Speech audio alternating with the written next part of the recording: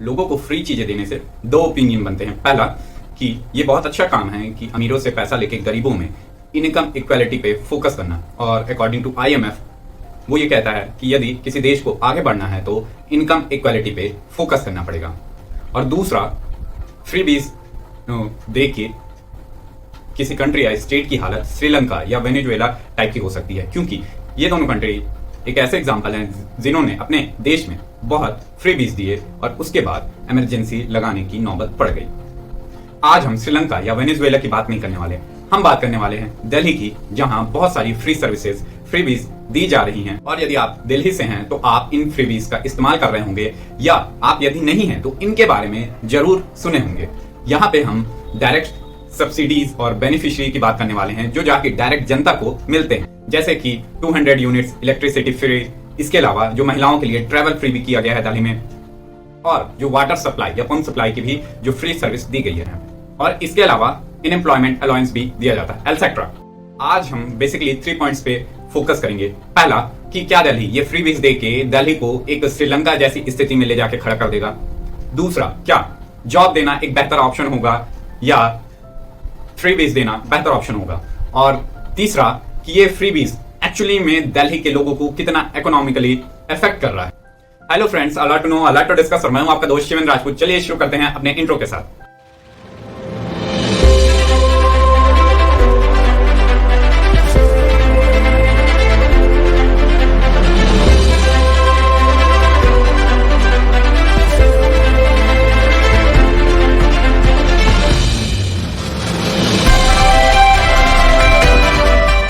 This is not any political video. यदि आपको ऐसा कोई भी थिंकिंग हो, पॉलिटिकल व्यू हो, तो थोड़ी देर उसको साइड में रख के चलिए शुरू करते हैं। तो सवाल यह है कि दिल्ली बिना किसी चीज को कॉम्प्रोमाइज किए बिना इतनी सारी फ्रीबीज या सब्सिडीज कैसे जनता को दे रही है। इसे समझने के लिए हमको यह समझना जरूरी है कि दिल्ली गवर्नमेंट कितनी रिच है या अमीर है, क्योंकि ये फ्रीबीज गवर्नमेंट के लिए एक खर्चा ही है, एक बर्डन ही है। यदि फाइनेंशियल ईयर 2021-22 की बात की जाए तो दिल्ली गवर्नमेंट का बजट रेवेन्यू था 53,070 करोड़, जिसमें tax, non tax, central government grant भी ये चीजें शामिल थी। इस 53,070 करोड़ रेवेन्यू के अगेंस्ट जो गवर्नमेंट के टोटल एक्सपेंस थे वो टोटल 69,000 करोड़ थे, यानी रेवेन्यू से ज्यादा था। आज इंडिया के सारे स्टेट के साथ यही हो रहा है। ये जो ऊपर के एक्सपेंस है उसको कैसे बाहर करें। ऑफ कोर्स इसके लिए आपको कर्ज लेना पड़ेगा। तो यहाँ पे दिल्ली गवर्नमेंट ने कैपिटल रेसिप्ट के जरिए बोरोइंग की 9,285 करोड़ की। अब सवाल आता है कि 69,000 करोड़ एग्जैक्टली कहां पे खर्च हुए। तो सबसे ज्यादा खर्च दिल्ली गवर्नमेंट ने किया है एजुकेशन पे, जो कि टोटल एक्सपेंस का 25.2% है। बाकी सभी स्टेट में ये करीब 15.8% है।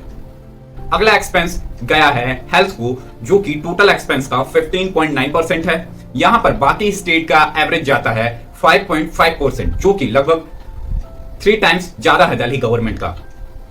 इसके बाद वाटर पंप का एक्सपेंस है 2.6%।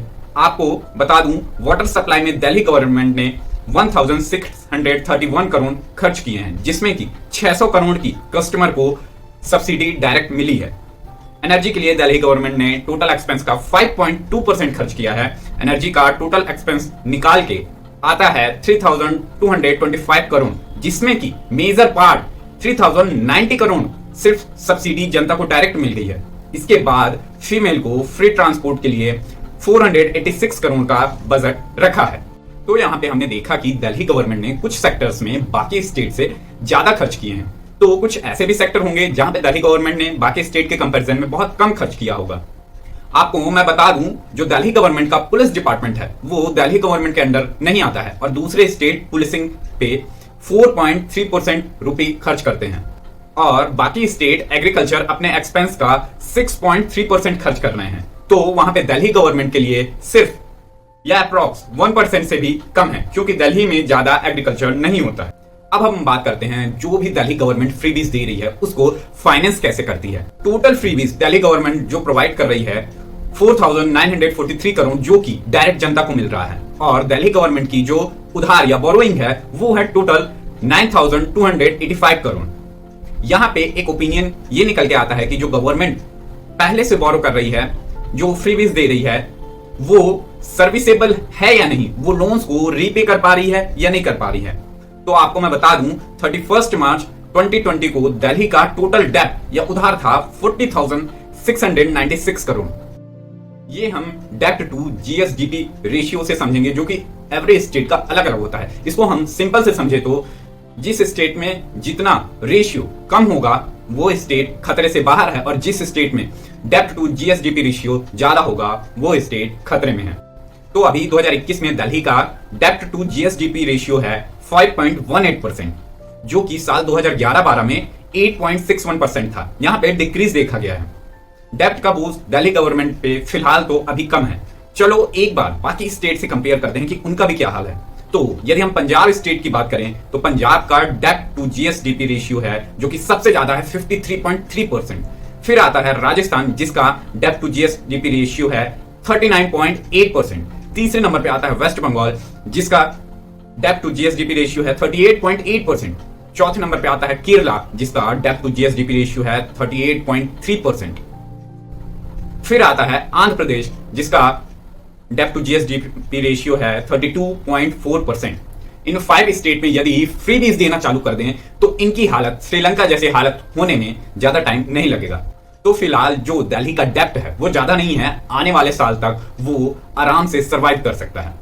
चलिए देखते हैं पॉइंट नंबर 2 को, जिसमें क्या दिल्ली गवर्नमेंट को फ्रीबीज देना छोड़ के जॉब क्रिएटिंग पे मेन फोकस करना चाहिए। कोई भी गवर्नमेंट हो, चाहे स्टेट की या कंट्री की, वो बेसिकली कुछ थ्योरीज पे वर्क करती हैं। चलिए उसको इजीली समझते हैं और एग्जांपल के साथ समझेंगे। पहला है ट्रिकल डाउन इकोनॉमिक्स और दूसरा है ट्रिकल अप इकोनॉमिक्स। तो पहले से शुरू करते हैं। ट्रिकल डाउन इकोनॉमिक्स कहता है कि गवर्नमेंट को फ्रीबीज देने की बजाय वहां पे इंफ्रास्ट्रक्चर डेवलपमेंट पे फोकस करना चाहिए और फ्रीबीज को कम करके इंफ्रास्ट्रक्चर को बढ़ाते जाना चाहिए। और यदि गवर्नमेंट फ्रीबीज नहीं देती है तो गवर्नमेंट के एक्सपेंसेस भी लिमिटेड होते जाएंगे। तो गवर्नमेंट टैक्स कम कर सकती है और इन बचे हुए पैसों से वहां एम्प्लॉयमेंट क्रिएट कर सकती है।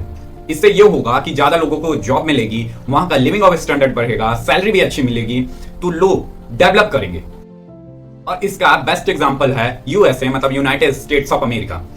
इसके पहले के प्रेसिडेंट डोनाल्ड ट्रंप ने ट्रिकल डाउन इकोनॉमिक्स थ्योरी को अपने कंट्री में यूज किया था और यूज करने के बाद एक शॉकिंग रिजल्ट था। वहां के कॉर्पोरेट टैक्स में घटौती देखी गई थी जो कि 32% से लेकर 21% पे आके रुक गई थी। इसके अलावा वो यूएसए का डेब्ट था या उधार था वो भी बहुत ज्यादा बढ़ गया था। चलिए अब ट्रिकल अप इकोनॉमिक्स थ्योरी के बारे में बात करते हैं। कुछ पर्टिकुलर कंट्री ही इस थ्योरी को अपने कंट्री में अप्लाई करती हैं और कहती हैं कि अपने कंट्री में सब्सिडीज दो, फ्रीबीज सेवाएं दो, लोगों को इलेक्ट्रिसिटी फ्री दो, या इसके अलावा जो वाटर सप्लाई है इसको फ्री में दे सकते हैं, आप ट्रेवल जो है उसको फ्री कर सकते हैं। और जब आप लोगों को फ्री सर्विसेज देंगे तो लोगों के पास पैसे बचते जाएंगे और लोग उन पैसों को बिजनेस में इन्वेस्ट करेंगे। अब जब बिजनेस वालों को ज्यादा फायदा होगा तो गवर्नमेंट बिजनेस कंपनीज पे टैक्स लगा के पैसे अपने कलेक्ट कर सकती है। और इसका सबसे बेहतर एग्जांपल है श्रीलंका। जब श्रीलंका सन 1948 में आजाद हुई थी तब वहां पे श्रीलंका ने लोगों को बहुत सारी सब्सिडी दिए, फ्रीबीज दिए, जिससे क्या हुआ कि लोगों के पास अपना खुद का पैसा बचता गया और इससे उन्होंने स्पेंड करना शुरू किया। और इसके चलते इतना ज्यादा वहां डिमांड बढ़ गया था कमोडिटी का कि श्रीलंका में ही चीजों की कमी पड़ गई और एट लास्ट श्रीलंका ने बाहर कंट्री से जो कमोडिटी थी, सामान थे, उनको इंपोर्ट किया था। डिमांड बढ़ जाने के कारण उसकी सप्लाई श्रीलंकन गवर्नमेंट अच्छे से पूरी नहीं कर पा रही थी, जिसके कारण इन्फ्लेशन की कंडीशन आ गई थी वहां पे। इसी का एक और एग्जांपल है वेनेजुएला। उसने भी अपने सारे कंट्री में फ्रीबीज और सब्सिडीज बहुत बांटे थे। एट लास्ट वो भी फॉरेन रिजर्व के क्राइसिस में फंस गया था। अकॉर्डिंग टू ब्लूमबर्ग आपको फ्रीबीज को बिजनेस के पैरेलल रखना होगा जिससे दोनों चीजें बैलेंस चलें। कई सारी कंट्री जो बहुत सारी फ्रीबीज देती हैं वहां पे प्रॉब्लम नजर आई है कि वहां पर स्किल डेवलपमेंट स्लो होता जाता है और बहुत सारे लोग काम करना ही नहीं चाहते। तो हमने दोनों थ्योरी को अच्छे से समझा, बट कंक्लूजन क्या है? तो कंक्लूजन ये है कि आपको दोनों में से किसी भी चीज को या किसी भी थ्योरी को एक्सट्रीम लेवल पे नहीं ले जाना है।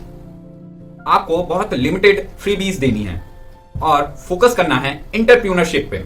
एंटरप्रेन्योर नेशन बिल्डिंग में बहुत ही इंपॉर्टेंट रोल प्ले करते हैं। अब जो तीसरा पॉइंट है कि दिल्ली गवर्नमेंट जो लोगों को फ्री बीज दे रही है, फ्री के सर्विसेज दे रही है, उनको लोगों को कितना इकोनॉमिकली फायदा हो रहा है। चलिए देखते हैं। एक इकोनॉमिक सर्वे के अनुसार दिल्ली का पर कैपिटा इनकम है 4,01,982 रुपीज। 2012 के हिसाब से दिल्ली की पॉपुलेशन है 1.9 करोड़ और दिल्ली की गवर्नमेंट ने सब्सिडी पर करीब 5,000 करोड़ रुपए खर्च किए हैं। इसका मतलब यह है कि दिल्ली गवर्नमेंट पर पर्सन को 2,600 रुपए की सब्सिडी दे रही है, जो कि उनके पर कैपिटा इनकम का 0.65% है।